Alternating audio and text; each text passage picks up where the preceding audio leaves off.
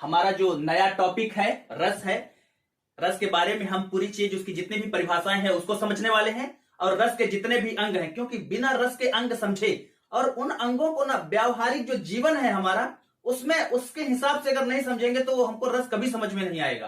क्या होता है अनुभाव, क्या होता है संचारी भाव, विभाव है क्या चीज, आखिर प्रैक्टिकल दैनिक जीवन में ये काम कैसे करता है। तो रस का शाब्दिक अर्थ होता है काव्यानंद, अर्थात काव्य का आनंद। मतलब किसी काव्य को आश्रय जब क्या मतलब हम पाठक, ठीक, या श्रोता, किसी काव्य को पढ़ने सुनने से जो आनंद की अनुभूति होती है वही रस होता है। तो ये तो हो गई एक सामान्य परिभाषा। लेकिन एक बात और मैं जोड़ दिया, क्या, सहृदय के हृदय में किसी काव्य को पढ़ने सुनने से जो आनंद की, आश्रय को आनंद की अनुभूति होती है वहां रस होता है। अब सर आपने बोला सहृदय के हृदय में, इसका क्या मतलब? इसका मतलब ये जिसके पास हृदय हो उसके, ऐसा नहीं। देखिए अगर कोई आदमी विक्षिप्त है तो अगर कुछ पढ़ेगा भी ना तो उसको आनंद नहीं आएगा। इसीलिए कहा गया है सहृदय के हृदय में, मतलब जो भाव को बोध कर सके, भाव का बोध कर सके ऐसा व्यक्ति।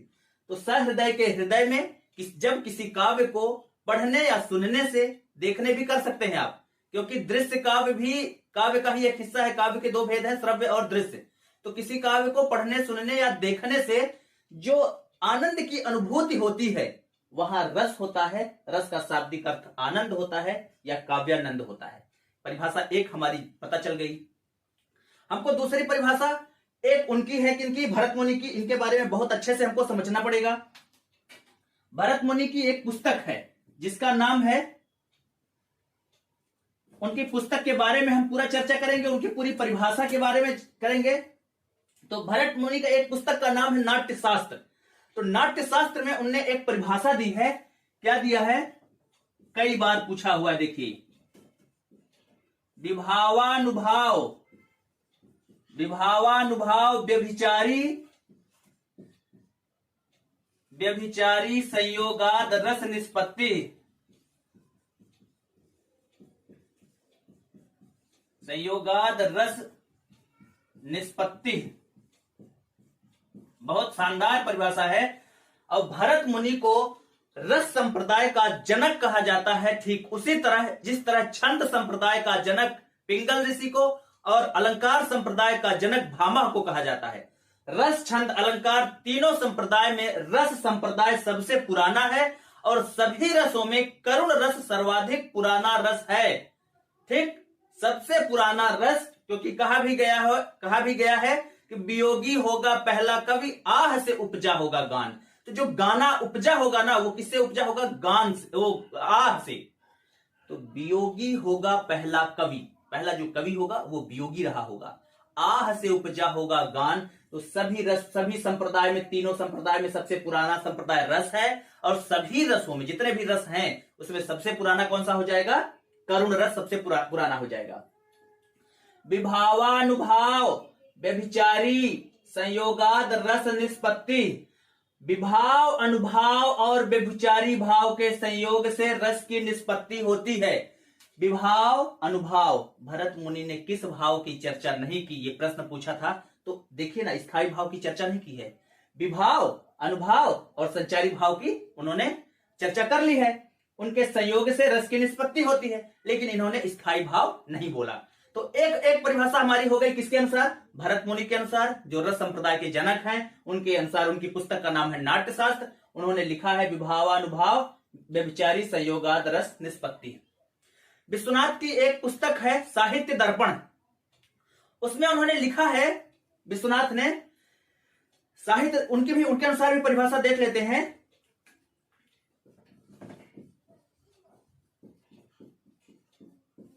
साहित्य दर्पण में कहा,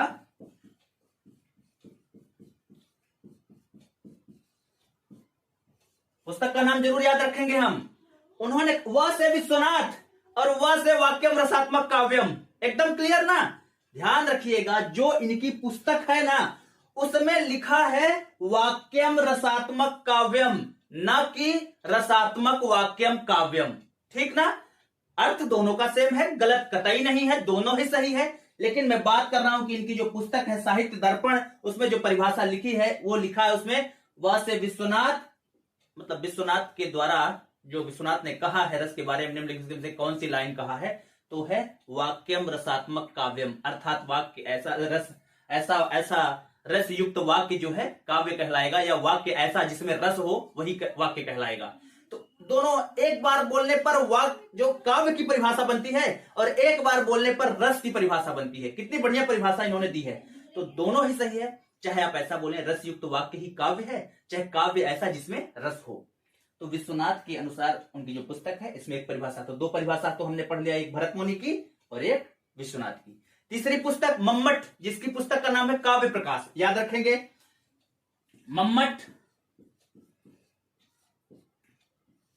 इनकी पुस्तक का नाम काव्य प्रकाश। रचना भी याद करते चलेंगे।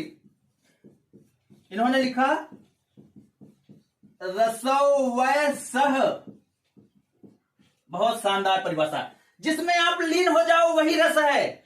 ऊपर वाला परम ब्रह्म जो है उसी में रस है, रस तो वही है, वही रस है। कौन? जिसमें आप लीन हो जाओ, यानी एक तो उन्होंने बोला ब्रह्म के बारे में, परमेश्वर के बारे में कि वही रस वही है, सब कुछ वही है, जिसमें आप लीन हो जाओ वही रस है।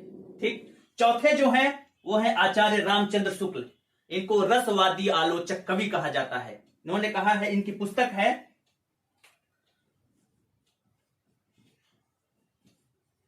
रामचंद्र शुक्ल के अनुसार इनकी जो पुस्तक का नाम है रसमीमांसा।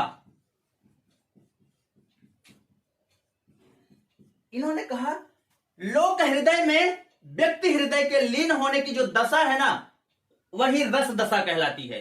मतलब लोक दशा मतलब लोक हृदय, मतलब लोक मतलब संसार, संसार के हृदय में व्यक्ति हृदय, पर्सनली हम खुद जब उसमें किसी चीज में डूब जाते हैं, लीन हो जाते हैं, तभी रस की अनुभूति हो जाती है। मतलब सोचिए ना, कितनी बढ़िया बात, कितनी बड़ी बात कही कि जब तक आप लीन नहीं होंगे, जब तक आप लीन नहीं होंगे तब तक जो है आपको रस नहीं मिलेगा। मान लीजिए आप थोड़ी देर मेरी बात सोचिएगा, आपको बहुत तेज टेंशन हो रही, किसी बात को लेके आप परेशान हैं बहुत ज्यादा। ऐसे समय में अगर सामने कितना भी अच्छा कोई जोक सुना रहा होगा ना, आपको हंसी नहीं आएगी। या आप हमारे घर या किसी के घर में, परिवार में कोई ऐसी दुखद घटना घट गई है, ऐसे समय में कोई जोक भी सुनाएगा ना तो भी हमको हंसी नहीं आएगी। क्यों? क्योंकि हम उसमें लीन नहीं हो रहे हैं। तो कितनी बढ़िया बात कही है आचार्य रामचंद्र शुक्ल ने कि आप जब अगर लीन हो गए किसी चीज में तो वहीं पे आपको मजा आएगा, और लीन तभी होगे जब आपको मजा आएगा। तो रामचंद्र शुक्ल ने कहा कि लोक हृदय में व्यक्ति हृदय के लीन होने की जो दशा है वही रस दशा कहलाती है। हमने चार परिभाषा चार लोगों के द्वारा पढ़ ली है। एक पांचवी परिभाषा हमने ऊपर सबसे पहले बता ही दी है। पांच परिभाषा हो गई, चार पुस्तकों के नाम हो गए, कहां लिखा है, कौन कौन सा उसको, कौन सा रस पुराना है, कौन किसके जनक है, कौन ने। अब कुल मिला के भरत मुनि ने 8 प्रकार के रस के बारे में बताया है। ठीक, 8 तरह के रस बताए हैं, जिसमें से 4 प्राइमरी रस हैं और 4 सेकेंडरी रस हैं। 4 जो है प्रमुख रस हैं और 4 गौण हैं, सेकेंडरी हैं। तो देखिएगा हम कैसे याद करेंगे। जो मुख्य रस है और दूसरा जो गौण रस है। मुख्य रस और गौण रस कौन कौन से हैं? प्राइमरी और सेकेंडरी। तो देखिएगा, जिसमें एक ही बार में समझ में आ जाएगा, जिसमें ऊपर मात्रा चढ़ी है वो मुख्य रस, और जिसमें ऊपर मात्रा नहीं चढ़ी है वो सेकेंडरी रस। मतलब सर किसमें चढ़ी है फिर बताइए। देखिए ना, श्रृंगार, विभत्स, वीर,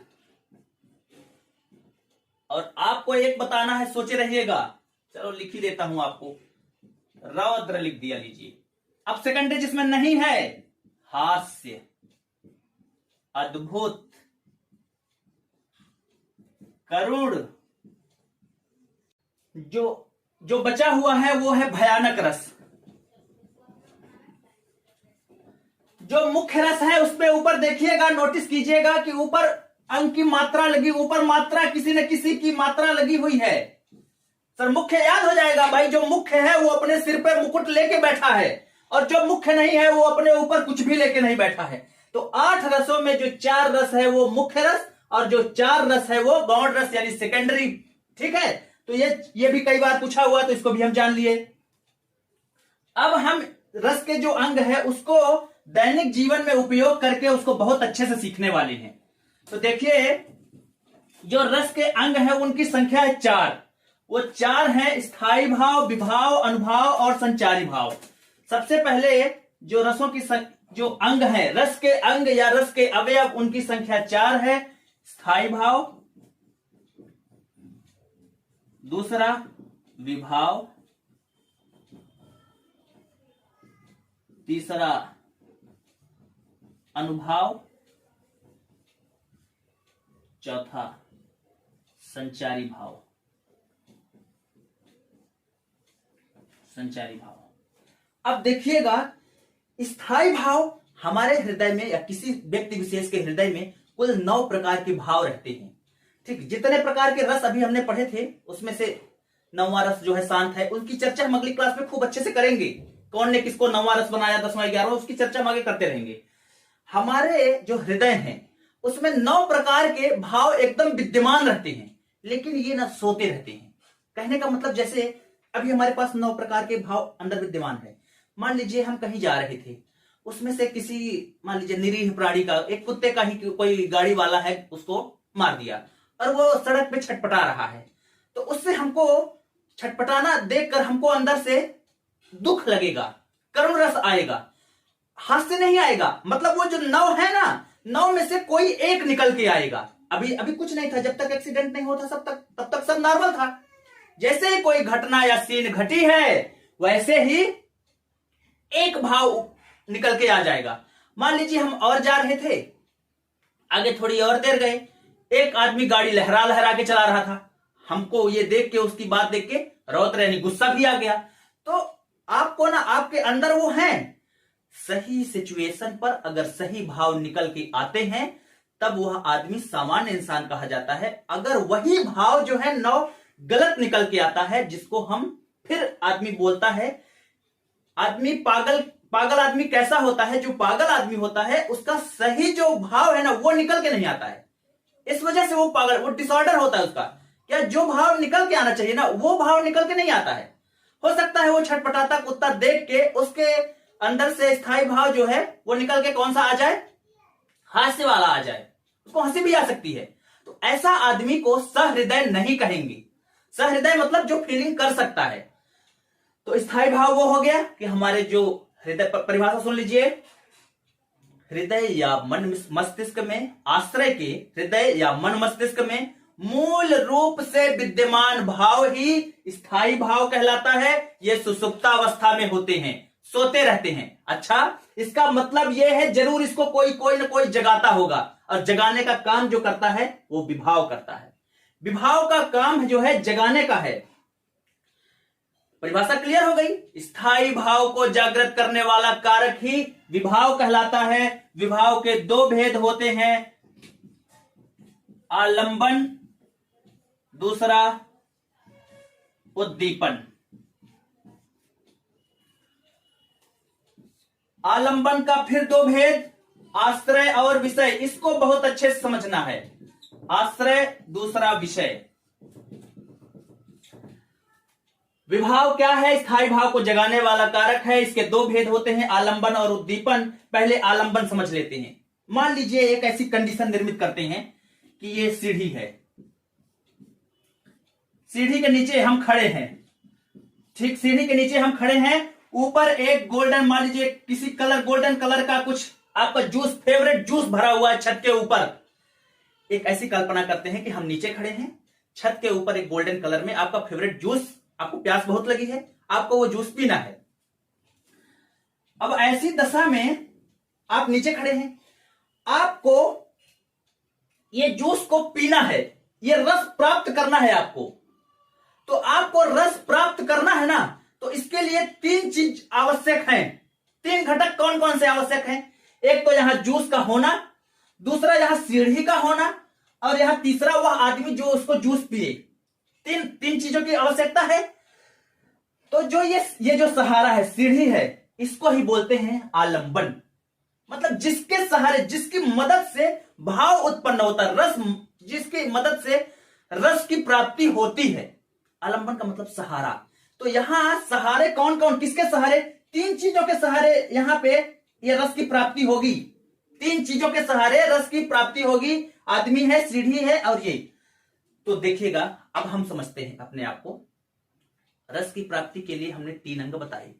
आलंबन हमको समझ में आ गया कि सर आलंबन जिसके सहारे रस उत्पन्न हो या भाव पैदा हो, ठीक ना, आस्वादीकरण हो, वो आलंबन। अब ये तब तक समझ में नहीं आएगा ना जब तक ये दोनों समझ में नहीं आएगा। तो अब देखिए, आश्रय का मतलब आप समझिए। एक काम कीजिए, जैसे अब एक उदाहरण हम लेते हैं। अभी 26 जनवरी का समय था। 26 जनवरी में छोटे छोटे जो बच्चे हैं ना, वो परेड कर रहे थे। बढ़िया खाकी वर्दी पहन लिए थे छोटे बच्चे और हाथ में तिरंगा लिए थे और परेड कर रहे थे। दौड़ दौड़ के परेड कर रहे थे। अच्छा, तो अब हमको वो ना बहुत अच्छा लगा। तो किसको अच्छा लगा? मुझे अच्छा लगा। जिसको अच्छा लगता है वो हमेशा आश्रय होता है। जो फील करता है, जिसके मन में भाव पैदा होता है, वो आश्रय होता है। और किसको देख के भाव पैदा हुआ है? वो छोटे बच्चों को देख के। तो जिसको देख के भाव पैदा होता है उसको कहते हैं विषय। आश्रय हो गया, विषय हो गया। ठीक, आश्रय हो गया, विषय हो गया। आश्रय ना सदैव सजीव होता है, विषय सजीव या निर्जीव दोनों हो सकता है। भाई मान लीजिए मैं बोलूं, हिमालय की जो हरियाली है वो पर्यटकों का मन मोह लेती है। तो पर्यटक हो गए आश्रय, हिमालय हो गया विषय, और वहां की हरियाली जो है उद्दीपन हो जाएगी। उसके बारे में भी हम चर्चा करने वाले हैं। तो अभी तो हम इसको समझ लेते हैं कि इस कंडीशन में ये जो आदमी है, ठीक, या मैं समझ लीजिए कि मैं हूं और मुझे इस जूस को पीना है, तो मैं हो गया आश्रय। ये जो सीढ़ी है ना, ये आलंबन का काम कर रही है, मतलब हमको रस तक पहुंचा रही है, ये आलंबन है। तो आलंबन के ही ये दो भेद हो गए, एक ये वाला है हिस्सा और एक ये वाला हिस्सा है जो दोनों को कनेक्ट कर रहा है। तो मैं हूं और इस आलंबन में सवार होके ये रस यानी जो विषय है इसको प्राप्त कर लूंगा। ये हो गया रस यानी ये जो विषय है, और ये हो गया आश्रय, जिसके मन में देखकर भाव उत्पन्न। भाई मैंने जी देखा यार बहुत अच्छा जूस लग रहा है, उसको पी लूं, मुझे उसको देख के लगा। अब देखिएगा, आश्रय भी हो गया, विषय भी हो गया, उद्दीपन देख लीजिए। जिस गुण के कारण, कौन सी ऐसी क्वालिटी है जिसके कारण जो है हम उसकी ओर आकर्षित हो रहे हैं? तो सर हिमालय के चर्चा संदर्भ में हरियाली थी, यहां के संदर्भ में ये गोल्डन कलर का चमकता हुआ जूस या रेड कलर का, जो भी आप समझो उस कलर का वो जो चमकता हुआ जूस है जिसके प्रति आप अट्रैक्ट हो रहे थे। एक सामान्य उदाहरण से समझते हैं उद्दीपन को। पहले उद्दीपन का मतलब होता है जिस गुण विशेष के कारण आश्रय के मन में भाव पैदा होता है उसको उद्दीपन कहते हैं। आश्रय की परिभाषा एकदम क्लियर, जिसके मन में भाव पैदा हो आश्रय, जिसके प्रति भाव पैदा हो विषय, जिस गुण के कारण भाव पैदा हो उद्दीपन। जैसे मान लीजिए राम को रूप निहारति जानकी,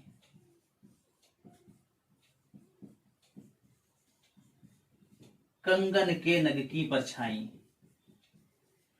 राम को रूप निहारति जानकी, कौन देख रहा है? तो देखिए देखने वाला या जिसके मन में भाव पैदा होता है, सर वो आपने बता दिया कि आश्रय होता है। तो यहां जानकी जी राम के रूप को अपने जो कंगन है, कंगन में जो शीशा लगा हुआ है ना, उसमें शीशा को घुमा के राम के स्वरूप को अपने कंगन में देख रही हैं। तो राम को रूप निहार, तो राम जो सीता जी हो गई वो हो गया आश्रय। सीता जी देख रही हैं, सीता जी के मन में भाव पैदा हो रहा है, किसको देख के? राम को देख के। तो राम हो गए विषय, और किस गुण के कारण ये भाव पैदा हो रहा है? कौन सा क्वालिटी क्या है इसमें? भाई क्वालिटी है उनका रूप, ठीक, क्वालिटी है उनका रूप। अब आप पर्सनली एकदम प्रैक्टिकली बताइएगा कि भाई कहां पे हम इसको कोरिलेट करने जा रहे हैं। रात को 12 बजे है, सो रहे हैं, आपको परेशान कर रहा है, एक कुत्ता है वो बार बार रो रहा है 12 बजे रात को, बार बार आपको डिस्ट्रैक्ट कर रहा है। आश्रय कौन? हम, जो परेशान हो रहा है, जिसके मन में भाव उत्पन्न हो रहा है। विषय कौन? कुत्ता। उद्दीपन क्या? उसका इस तरह से रोना उद्दीपन। अब बताइएगा, पापा जी हमको मान लीजिए बात बात में चिल्ला चिल्ला के डांट रहे हैं, ठीक है ना, पापा जी को मुझ पर बहुत गुस्सा आ रहा है, आप समझिएगा बात, अभी अच्छे समझिएगा। गुस्सा पापा जी को आ रहा है हमारी हरकतें देख के। क्यों? हम चुपचाप 10 बजे तक सो रहे हैं। आश्रय कौन? सर पिताजी। विषय कौन? मैं। उद्दीपन क्या? मेरा 10 बजे दोपहर तक, 10 बजे सुबह तक सोना। ठीक, तो आप दैनिक जीवन में कहीं भी इसका उपयोग कर सकते हैं। अब समझिए, दो बात हो गई, विभाव हो गया, आलंबन हो गया, उद्दीपन हो गया। वो सीढ़ी जो हमने बता दी जिसके सहारे आपको रस प्राप्त करना है, उसी के दोनों अंगों को बता दिया। अब जो है अनुभाव और संचारी भाव, इन दोनों को पहले अच्छे समझते हैं, प्रैक्टिकल दैनिक जीवन में समझते हैं, तभी यह समझ में आएगा। वैसे जो अनुभाव होता है ना, ये बाह्य शारीरिक चेष्टा है, मतलब शरीर के ऐसे क्रियाकलाप जो बाहरी रूप से आदमी को स्पष्ट दिख जाता है। जैसे मान लीजिए आदमी रो रहा है, तो रोना दिखेगा कि नहीं दिखेगा? आदमी का क्रियाकलाप, आंसू आएगा दिखेगा, कांपेगा तो दिखेगा नहीं, है ना, कपकपी छूटेगी तो दिखेगा। तो जो अनुभाव होता है ना, बाह्य शारीरिक चेष्टा, मतलब जो शारीरिक चेष्टा करते हैं ना, उसको बोलते हैं अनुभाव। और जो अंदर अंदर चलता रहता है, आपके अंदर चलता रहता है, बाहर किसी को नहीं पता है। भाई एक बात बताओ, मान लो आप मन ही मन किसी को प्रेम करते हो, मां बाप को थोड़ी पता है। पता होता तो भाई लड़का मान लो टेंशन में है, आदमी आप खूब अखबार में पढ़ता है कि एकदम हमने बात किया था 11 बजे तक एकदम नॉर्मल था, रात को फांसी लगा के डेथ हो गई उसकी। तो कहने का मतलब उसके अंदर क्या चल रहा था वो रीड आदमी नहीं कर पाया। तो जो अंदर चलता है उसको संचारी भाव, और जो बाहर से दिखता है उसको अनुभाव। ये बाह्य शारीरिक चेष्टा है और ये अस्थिर मनोविकारों को संचारी भाव कहते हैं। लेकिन ये समझ में कैसे आएगा? एक समझो, एक उदाहरण समझिए। मान लीजिए कि आप घर से बोले कि पेपर देने जा रहा हूं, ठीक, आप गए, रास्ते में आपका एक मित्र मिल गया, मित्र के साथ आप सिगरेट पीने लगे, और संयोगवश पापा जी को उसी समय ऑफिस जाना था। पापा जी ऑफिस स्कूटर से ऑफिस निकले, पापा जी ने आपको देखा कि आप सिगरेट पी रहे हो, आपने भी पापा जी को देख लिया कि पापा जी ने हमको देख लिया है सिगरेट पीते। अब देखिएगा पिताजी के मन में कौन सा भाव उत्पन्न हो रहा है? गुस्सा का। अंदर अंदर गुस्सा है पिताजी। लेकिन मान लीजिए पिताजी को कोई रास्ते में गुप्ता जी मिल जाएं, तो उनसे वो गुस्सा नहीं दिखाएंगे। उनसे तो ना, गुप्ता जी कैसे हैं आप? बढ़िया हैं, और बताइए क्या चल रहा है? तो उनसे तो नॉर्मली बात करेंगे, क्योंकि उनके अंदर जो भाव भरा हुआ है ना, वो आप समझ गए कि वो अंदर से गुस्सा है, उनको दिखावा कर रहे हैं वहां पे। दिन भर उनके दिमाग में था कि मेरा लड़का सिगरेट पीता है और अंदर बहुत गुस्से में है। लड़का भी जान गया कि पिताजी ने हमको सिगरेट पीते देखा है, लड़के के अंदर में डर है अंदर। लेकिन वो डर जो है वो अपने दोस्त से थोड़ी बता रहा है, या मान लीजिए अपने टीचर से थोड़ी बताने जा रहा है। क्लास में बैठ के वो बराबर परीक्षा भी दे रहा है। लेकिन उस समय ना, अगर कोई मान लीजिए टीचर उससे बात करता है तो वो अपने भय को छुपा लेगा। आएगा, घर आया, दोनों लोग आए, लड़का पहले आके घर में बैठा है, इंतजार कर रहा कि पापा से आज आएंगे तो 4 बात सुनूंगा। पिताजी आए, बाहर एक संटी रखी थी, पिताजी संटी लेके अंदर घुसे, लड़का का डर चालू है। जैसे ही पिताजी 2 संटी लगा दिए और संटी रख के दूसरे कमरे में चले गए, आपका डर खत्म हो जाएगा। अब आपको डर नहीं लगेगा बिल्कुल। पिताजी संटी रख के चले गए, थोड़ी देर बाद पिताजी जूता लेके आ गए, आपका डर फिर शुरू। मतलब ये डर ना, बार बार आप नोटिस कर रहे हो कि सीन बदल रहा है, आपका डर बार बार बंद हो रहा है, बुझ रहा है। पिताजी ने सोट दिया, आपका डर फिर बंद हो गया। जैसे ही मार खा लिया, आपका है का डर। थोड़ी देर पापा आपके पास फिर आए, थोड़ी देर बाद बोले बेटा आओ जरा, आज तुमसे कुछ जरूरी बात करनी है। जैसे पिताजी आपसे बोले कि आओ आज तुमसे कुछ जरूरी बात करनी है, इसका मतलब आपको ना अब अपना पुराना कुंडली याद आने लगेगा, यार मैंने क्या क्या किया है। आपका डर फिर शुरू। तो जो डर है अंदर है आपके, संचारी भाव अंदर जो चलता है, उसको बोलते हैं पानी के बुलबुले के समान होते हैं, फूटते रहते हैं, बनते और बिगड़ते रहते हैं। सीन बदला, संचारी भाव बदल जाएगा। डर बंद, डर फिर चालू, डर बंद, डर फिर चालू। अनुभव, क्रोध, गुस्सा किया था पापा ने, चेहरे, आप जब पिताजी को आपने देखा ना, पिताजी ने जब आपको एक थप्पड़ मारा, आपका चेहरा बिल्कुल लाल पीला हो गया। तो लाल पीला का हो जाना, कांपना पापा को देख के, यह सब अनुभव था। और जो अंदर चल रहा था वही संचारी भाव था। तो अब देखिएगा अनुभाव को अनुभाव की जो संख्या बताई गई है वो देखिए, यद्यपि 4 ही सही है और 4 ही बताई गई है, कुछ लोग 5 भी बोलते हैं। तो पहले समझ लीजिए, अनुभाव जो होता है सात्विक, कायिक, वाचिक, आहार्य है। आहार्य नहीं है, आहार्य है। और कहीं कहीं पे मानसिक मिल जाता है। तो मैं आपको बता दूं कि विद्वानों ने मानसिक को सात्विक के अंदर ही डाला है। पहले अनुभाव, अनुभाव क्या होगा सर? जो दिखेगा बाहर से उसी को हम अनुभाव मानेंगे। आपने बोला है कि आश्रय की बाह्य शारीरिक चेष्टा को अनुभाव कहते हैं। जो बाहर से दिखेगा वही अनुभाव माना जाएगा। हमने बोला बिल्कुल ठीक है। तो कुल प्रकार के ये 4 प्रकार, इसको सबसे लास्ट में समझाऊंगा, ठीक? पहले इन तीनों को जब समझ में आ जाएगा ना, ये अपने आप समझ में आएगा। कायिक का मतलब काया से। जैसे मान लो, आप एक बात बताओ, सांप को आपने देखा, आपने क्या रिएक्शन दिया बताओ जरा? सांप को आपने देखा कि घर की ओर चला रहा है, आप इधर उधर दौड़े डंडा ढूंढने के लिए या चिल्लाने के लिए, ठीक ना? आपने किया कायिक। काया से मतलब, काया से पिताजी ने थप्पड़ मारा, ठीक? ये काया है ना, कायिक। वाचिक मतलब वाणी से। वाणी से का मतलब, जैसे आपने बोला, क्यों नालायक कहां था तू इतनी देर तक? तू पेपर देने गया था या सिगरेट पीने गया था? कहां गया था?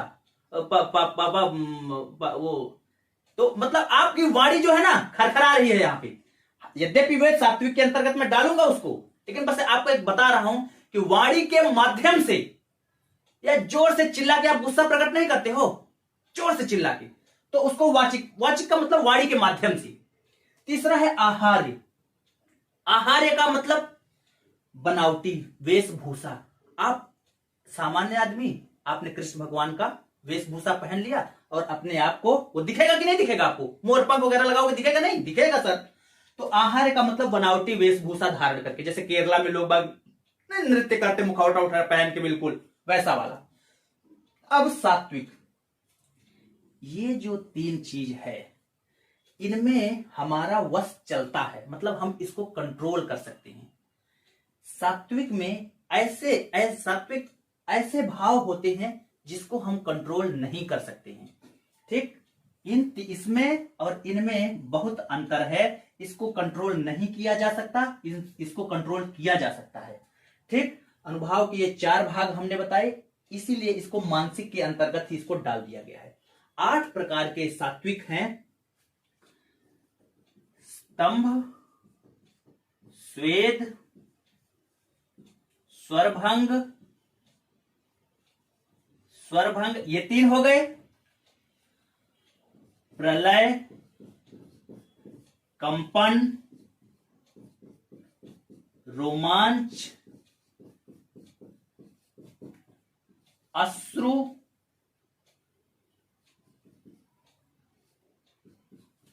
देखिए 4 ये हो गए। प्रलय, कंपन, रोमांच, अश्रु, स्तंभ, स्वेद, स्वरभंग 7 हो गए। और लास्ट जो है विवरणता। ये अनुभाव की संख्या, अनुभाव के कितने भेद हैं? तो ये 4 अनुभाव के भेद हैं। लेकिन अगर पूछता है अनुभाव के अंग, अनुभाव के भाग, तो ये लिख देंगे। और अनुभाव की संख्या पूछना चाहता है कभी, भाई उसमें ऑप्शन में दे रहा है 8, 10, 11, 12, तो समझना है कि वो इसके बारे में पूछ रहा है वो, ठीक? तो अनुभाव की ऐसी बात जिसको हम कंट्रोल नहीं कर सकते हैं। प्रलय, जैसे मैंने बोला कि अभी बम फूट रहा है यहां, तो अचानक आदमी क्या करेगा? इधर उधर घूमने लगता है ना, उसको बोलते हैं प्रलय। दिखेगा कि नहीं दिखेगा? दिखेगा सर। कंपन, कंपी, ठीक? इसको कंट्रोल नहीं कर सकते आप चाहो तो इसको कंट्रोल कर लो, ऐसा नहीं कर सकते आप। रोमांच, एक्साइटमेंट, भाई आज आपका 12 बजे रिजल्ट आने वाला है, आप बार बार ऐसे कर रहे हो, आगे रिजल्ट पास हो गया, आप बोलते हो ना यस, आप इसको कंट्रोल नहीं कर सकते। अगर कंट्रोल कर लो तो भाई मत देखो 12 बजे रिजल्ट, 4 बजे देखो ना, 11 बजे से ही लॉग इन करके बैठ जाते हो, क्या रिजल्ट आएगा, रिफ्रेश करने लगते हो। रोमांच हो गया। आंसू, आंसू तो दिखेगा, एकदम क्लियर विजुअल है वो तो। विवरणता, चेहरे का रंग लाल पीला होना विवरणता कहलाएगा। स्तंभ, जड़मत, एकदम जड़ हो जाए। जड़ कैसे? किसी का फोन आता है, अचानक आदमी बोलता है क्या, इसका मतलब मान लीजिए किसी की डेथ हो गई, वो सूचना सुनाने के लिए आपको फोन किया और बोला, तो मैंने क्या बोला, क्या, एकदम जैसे नहीं जमीन एकदम पैरों तले खिसक गई, हमको एकदम यकीन ही नहीं हो रहा कि ऐसा हो गया, तो उसको बोलते हैं स्तब्ध। वो दिखेगा कि नहीं दिखेगा सामने वाले को, उसके सिर्फ क्या बोलने से ही समझ में आ जाएगा कि कुछ हो गया यार, इसके बॉडी के रिएक्शन से। श्वेत मतलब पसीना, पसीना नहीं दिखेगा, अपना कंट्रोल कोई कर सकता है पसीना, भाई दौड़ रहा है पसीना को बोल दो भाई मत निकल, ऐसा तो पॉसिबल नहीं है। स्वरभंग, स्वरभंग का मतलब कहां थे अभी तक आप, आए क्यों नहीं, आने वाला था, वो जो स्वरभंग है नहीं दिखेगा, समझ में नहीं आएगा, सामने वाले को दिखेगा ना वो, ये सारी चीजें दिखती हैं और आप इनको कंट्रोल नहीं कर सकते हैं, इसको कंट्रोल नहीं किया जा सकता है, ठीक ना, तो ये ध्यान रखेंगे। तो फिर आप एक बात सोचिए, मैंने बोला कायिक, काया के माध्यम से थप्पड़ मारने वाला अभी मैंने बताया था ना, तो आप एक बात बताइए, जब मैंने कायिक बोला तब क्या हुआ सर, कायिक बोला आपने तो भी तो वो दिखाई दे रहा था, फिर कायिक वाले में ये जो जितने भी चीजें हैं हमने बताई भाई, ये विवरणता ले लिया हमने, ठीक है, ये रोमांच ले लिया, अश्रु ले लिया, ये भी तो काया वाले ही हैं सर। कंपन जो है काया वाला नहीं है, कंपन भी काया वाला है, लेकिन समझिए ये इसको कंट्रोल किया जा सकता है, इसको कंट्रोल नहीं किया जा सकता। एक छोटा सा उदाहरण समझिए, रात को हम सो रहे थे, अचानक 1 बजे रात को खूब तेज से आपके घर की बिल्डिंग के पीछे से शेर दहाड़ा, जैसे ही शेर दहाड़ा आपके रोंगटे खड़े हो गए, आप इसको कंट्रोल नहीं कर सकते, रोंगटे को बोल सकते हो कि बैठ जा भाई, नहीं कर सकते कंट्रोल।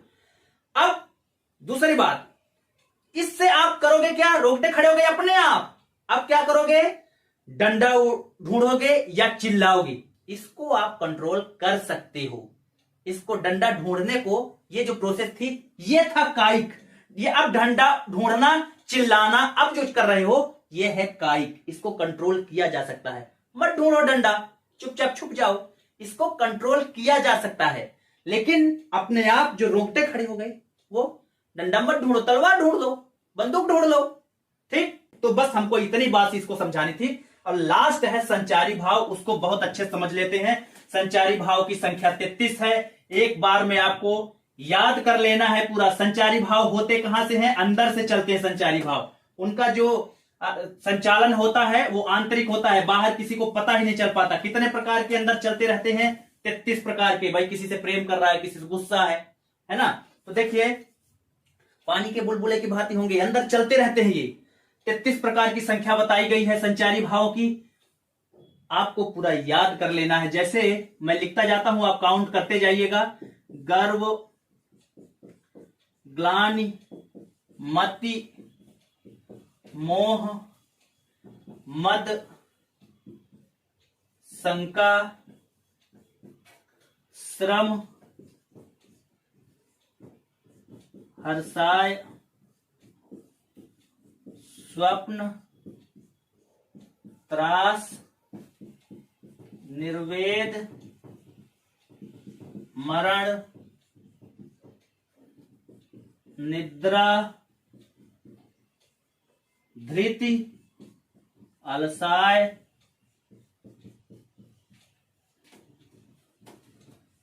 व्याधि, विबोध,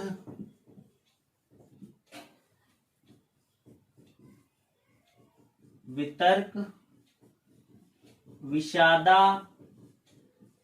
स्मृति, आवेग, उग्र, उन्मादा, चपल, लाज, दीन, उत्सुकता, अमरस, असूया, चिंता, जड़ता, अपस्मार, अवहिथा। कई बार पूछा है न जाने निम्नलिखित में से कौन सा संचारी भाव है, कौन सा नहीं है, कौन सा अनुभाव है, कौन सा नहीं है। तो आपको बिल्कुल याद होना चाहिए ना ये चीजें कि कौन कौन से संचारी भाव है भाई। गर्व, ग्लानि, मति, मोह, मद, शंका, श्रम, हर्षाय, स्वप्न, त्रास, निर्वेद, मरण, निद्रा, धृति, अलसाय, व्याधि, विबोध, वितर्क, विषादा, स्मृति, आवेग, उग्र, उन्मादा, चपल, लाज, दीन, उत्सुकता, अमरस, असूया, चिंता, जड़ता, अपस्मार, अवहिता। ये पूरा जो है आपके अंदर चलता है। सोचिए आपके अंदर कितनी बातें चलती हैं, कितने प्रकार की। अरे देव ने तो बोला कि छल भी चलता है अंदर। एक 34वां संचारी भाव उन्होंने बता दिया था। खैर ठीक है। गर्व, प्राउड फील नहीं होता कि यार मेरा लड़का बहुत अच्छा काम किया है, अंदर अच्छी फीलिंग। ग्लानि, बहुत गंदा काम किया। ठीक। मति,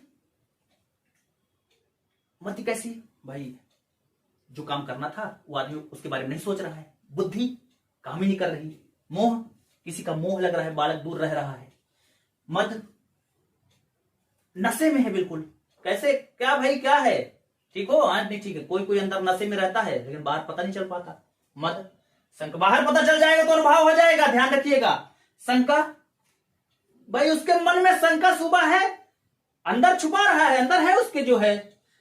भाई मेरे अंदर कोई शंका थी, आपको पता चल पा रहा है क्या कि मेरे अंदर क्या शंका है।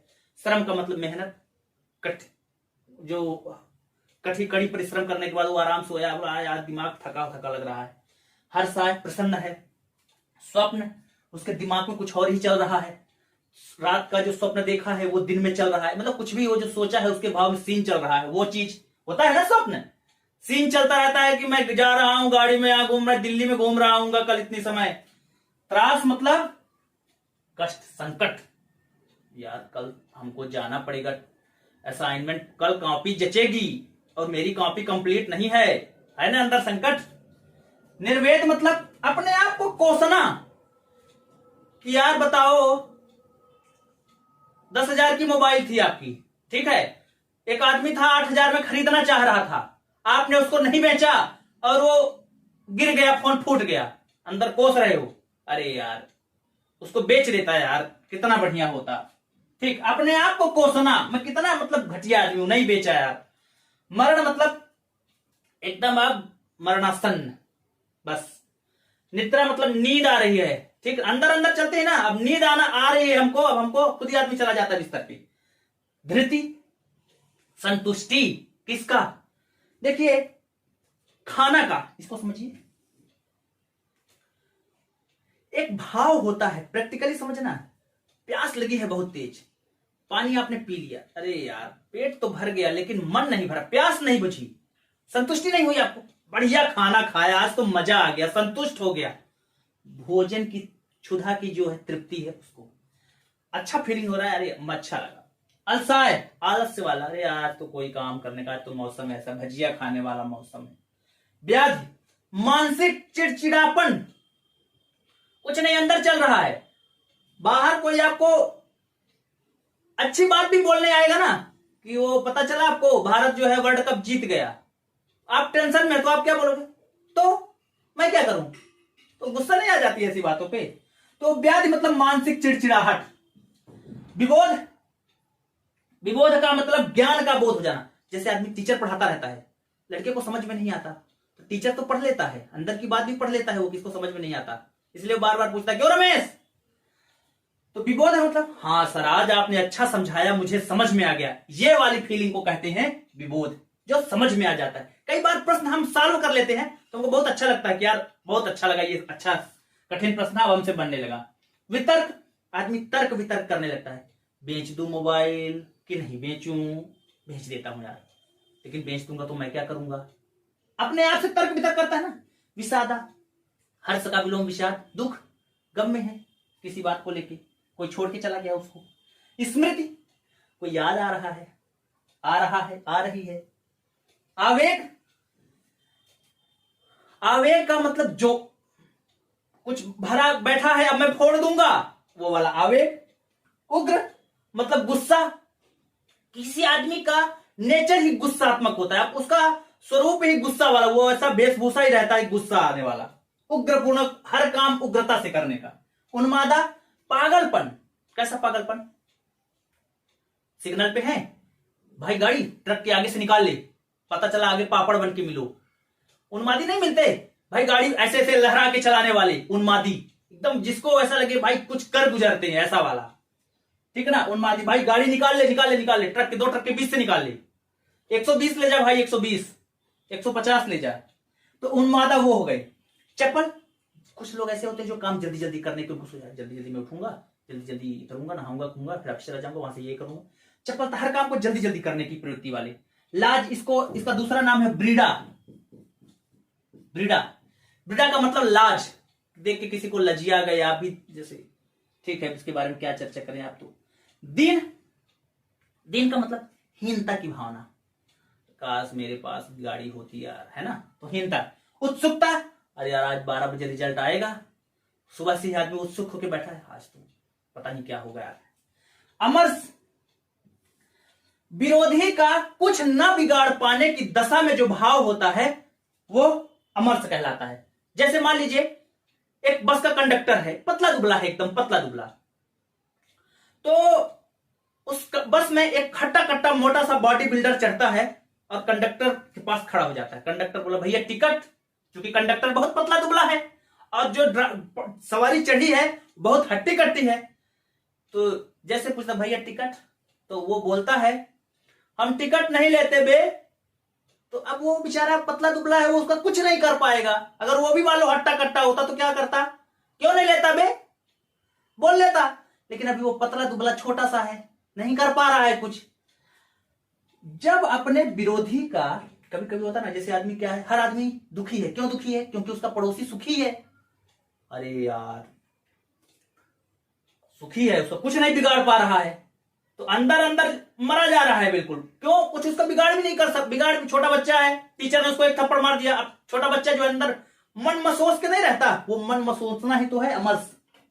असूया, जलन, जलन, देखो कैसी पीली साड़ी पहन के जा रही है चमकते हुए, जलन, कुछ नहीं बिगाड़ा, कुछ नहीं किया, फिर भी जलन। कुछ लोगों का तो ऐसा, आप देखिए ना दैनिक जीवन में, कुछ लोगों को तो ऐसा फेस ही होता है उनका कि उन्होंने आपका कुछ नहीं बिगाड़ा है, उनका फेस देख के ही आप बोल देते हो ये कहीं मिल जाए मुझे तो मैं तो, इसका मुंह कितना गंदा है, कैसा आदमी है।